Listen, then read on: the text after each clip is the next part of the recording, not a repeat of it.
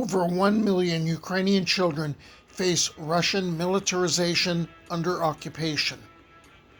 Russia's policy of militarizing and indoctrinating Ukrainian children is systemic.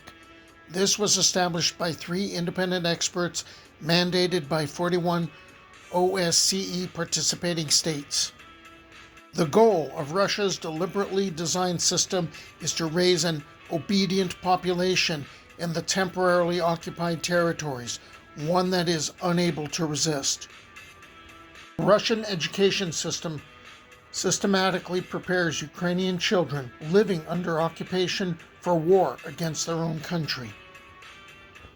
Parents who refuse to send their children to Russian schools are threatened with the loss of their parental rights. Russians are persecuting children in the temporarily occupied territories of Ukraine, even for pro-Ukrainian posts on social media. The indoctrination and militarization of Ukrainian children by Russia is not a side effect of the occupation, but one of its key tools for consolidating Russian control in the long term.